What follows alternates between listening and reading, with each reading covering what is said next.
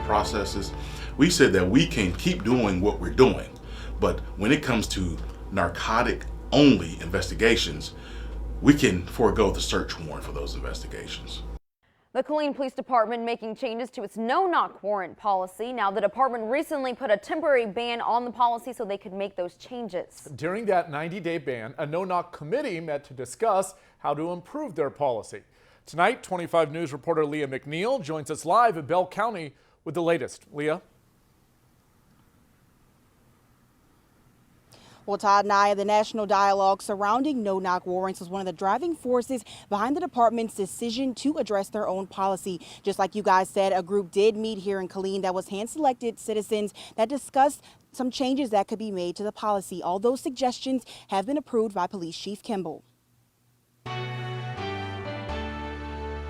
are still some very dangerous people in this town that we deal with. There are weapon traffickers. There are killers among us. And we still have to deal with those people and bring them to justice. The varying types of crime KPD handles on the daily. Chief KIMBLE says in cases that involve warrants on murder suspects, certain hostage situations, violent and dangerous offenders, and any other circumstance that meets warrant criteria is susceptible to a no-knock warrant. But to add another layer of accountability, Chief KIMBLE has taken a step further.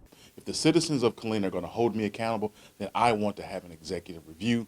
Me and the assistant chief, the executive staff, we want to make sure that we have exhausted all investigative resources before we commit to something that of such huge importance to this community. But with most decisions come an opposing view. That should have been in place to me. He really didn't do nothing. That's how I feel. Jamaica Reed and her mother, Diane Bright Reed, have been fighting to end no-knock warrants since their brother and son, James Scott Reed, was killed in a no-knock warrant in Killeen back in February. Jamaica says more thought should have went into the committee selection. You got to get people in there from different sides of it, you know what I mean, that actually experience it or have some kind of experience involved in it. You got people who don't really know what no-knock warrant is until they join the committee, then you pick the wrong people. Diane tells me she carries the hurt and pain of losing her child every day to a no-knock warrant. It's pain she does not want any other mother to experience.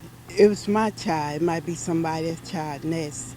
If they don't believe that, they just have to wait and see. Because it's going to happen again. There's going to be somebody that shouldn't have to die. Changes take time, but accountability and transparency remain at the top of Chief KIMBLE's list. We have a lot of tools at our disposal.